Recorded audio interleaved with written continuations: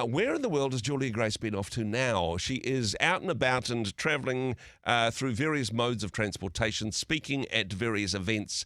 I'm pretty sure she would have had a very busy Easter. Let's find out. Julia, kia ora. Good morning. Thanks for your time. Kia ora morena and good morning. So how was Easter? Were you speaking at a youth camp or perhaps changing the world in some other way? Definitely in some other way. I'm going to leave that youth camp thing for you Okay. because you were there and amongst the in the thick of it, I would have to I, say. I was the But thick in the thick of it. Exactly. in the thick of it, you claim that title, mate. Exactly. I had an incredible weekend. Actually, on Friday, had the privilege of speaking with New Zealand, Yeah. Aotearoa, through CBA, so Oh, Christian nice. Broadcasting Association. We do their programming on the Easter and Christmas time. Hmm. And myself and wonderful friend, people keep saying old friend, not old friend, just friend I've had for a long, long time, Tash McGill. I'm Wow. much older than her. I'm trying to And imagine you and yeah, Tash combined. That would be delightful in all the right ways. it was And fabulousness squared, mate. yeah. Oh, that does sound. I'm shame that I missed it, although I was busy wrangling teenagers at the time. And fantastic work that CBA does, making sure that the Easter message, getting a little bit of Jesus into your Easter weekend. Good on you for what you do. Apart from that, generally relaxing by your Yeah, standards, I it hear. was actually lovely to be home, having been away for so long, and in and out of the country. It was really nice just to spend some time chilling out, relaxing, refreshing, and then we are back into it this week, back into the work that we do. Yeah. Hey, very good. Now, you are, I mean, there's many hats, many labels, many ways in which I could describe Julia Grace, but wordsmith would definitely be one of them. That's kind of your craft, whether that be words of encouragement through your social media, lyrics that you write in your songs, or of course as a public speaker who encourages other public speakers. Words are kind of what you do. That would be a badge that you'd wear with pride, Julia? Absolutely. They've always been my thing, and they come out in a variety of different ways, but I do love them. They do. And would it be fair to say, I mean, misquoting George Orwell here, all words are great, but some words are more equal than others? That some words Yeah. perhaps have a bigger impact. They're not all created equal. Some are just more memorable, more positive, more useful, perhaps. Absolutely. And some can actually hurt more than others Yeah.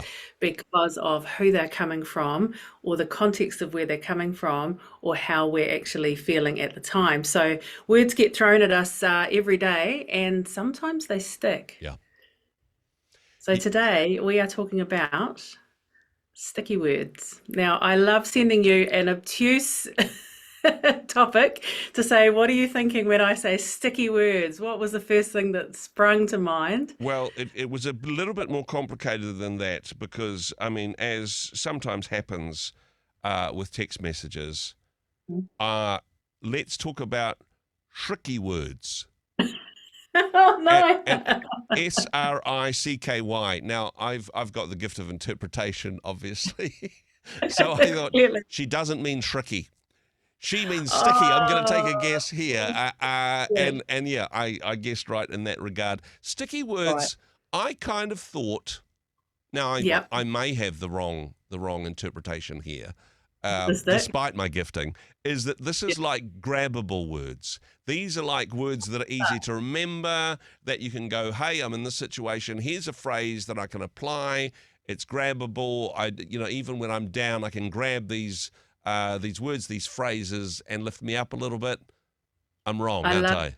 love your positivity. Unfortunately, wrong end of the stick. See what I did there? Hey. Wrong end of the And I want sticky. to Yeah. ask the question, have you ever had negative feedback or somebody said something to you and it felt like it's absolutely got stuck? Yeah. Like you cannot get past it. You walk out of a meeting, you walk out of something, and you feel like no matter how rational you think and how much you rationalize it, it feels like the feedback really gets stuck inside you. Now, I know that for the listener that you will have experienced this because this is actually a general human experience. Yeah. And the first point around those words that get stuck is actually it's not a bad thing. this is part of the brain's behavior to keep us safe. Now, we've talked many times before that the brain's number one job is to keep you safe. Yes. And so it's on the high alert for those words that might feel dangerous to us in a certain setting. So have you ever had the experience where a word feels like it's stuck or something has been said and you just can't forget it? Words that are spoken over you that perhaps the person that said them, I mean, this is good old Kiwi, tall poppy, blokey banter type stuff. Oh yeah, we're just having each other on, but Yeah, actually you carry that like a curse that is spoken over your life. And yeah, every time you're perhaps feeling a bit low, you think, gosh, that person was right when they said that yeah. mean, jokey banter thing about me. And it kind of comes back around and smacks you around the back of the head. That's right, and it can really stay with us. And what I want to talk about today, just really quickly, is the fact that your brain gets stuck on that kind of information because it's trying to keep you safe. Yes. So often we beat ourselves up for things that are actually really normal, Hmm. and for things that are actually, they're supposed to be a positive thing. Because if you just ignored all negative feedback and any danger signs, you'd be falling off cliffs, driving off the side of motorways, and doing all Exactly. sorts of things. So Yeah. your brain is highly alert to this, and it's called, we call these ants, automatic negative thoughts. And so once again, they're not bad things. They are simply where the brain is going to highlight, 100 people could say, doing a great job, love it, love it, love it. One Hmm. person says, yeah, not so happy with that. And suddenly your brain goes, oh, this could result in me losing my job. Everybody hates This, me. yeah. Yeah, And exactly. many years ago, I got a review for Beautiful Survivor. And as you know, Beautiful Survivor has been a wonderful Wow. album. Yeah. And I've had huge amounts of positive feedback from that over the Mm. decades. But in the very first review process, I got a review. I was in Australia in a hotel on my own touring, Yeah. opened up my laptop and got a review that says, Julia Grace sings like a kindergarten teacher. What? But wait, there's more. There's a song on the album called Open Window, if you're familiar with the album. Yeah. And this person says the song Open Window was the only song that didn't make me want to throw myself out of one. My goodness. Now, I laugh now, and I look back at the context of that person who should never have been asked to review my album. Yeah. We had diametrically opposite tastes, beliefs, culture, everything was different. Yeah. However, it it makes perfect sense that that would stick. And we've all Mm. had situations where we go, how do I move on from something where my brain's telling me that it's dangerous? And so today I've got a couple of things that I just want to highlight. And that is in the middle of that is to feel it, to fix it, to feel it, to fix it, and to forget it. Yeah. Yeah. So first of all, to say, look, sometimes we just have to feel it. It's going to feel yuck. If someone gives us negative feedback, they don't like the way you've dressed today. They don't like the way you've put your headphones on yourself in the studio, or they don't think you're doing a great job. That's going to feel yuck, Yeah. right? We get those texts here at Rhema. I've got a bit of a fan club in that regard. And Yeah. and hey, if you're listening at the moment, you know who you are. 8168 keyword Rhema. Bring it on. Bring it on.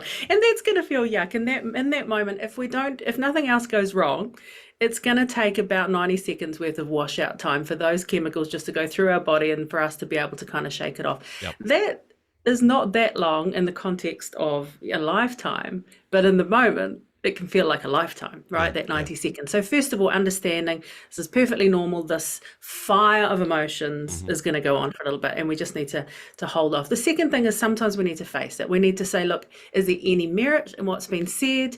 Is there anything I can do to change it? If it's to do with your job, sometimes we've got to suck it up and go, yeah, actually, I could Yeah. do better. Yep. And then the third thing there is actually, if we can't, and even if we can, at some degree or another, we need to let it go. We need to decide that we're going to have that Teflon front. Yep. We're going to let it slide off us, and we're going to do the grand old word, that British word of whatever.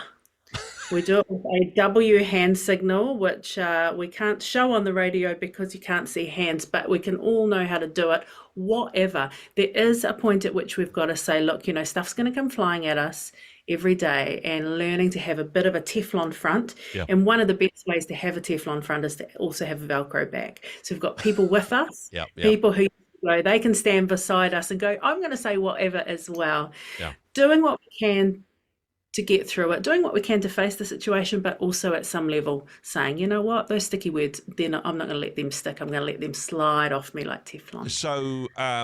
So whatever is kind of like the grabbable word that you use when the sticky words actually hurt you a little bit. I really love the comment that you made beforehand, and I think this is important. The person that did the review, as you mentioned, there was some stuff happening there. They shouldn't have been the person that was given permission to review your album.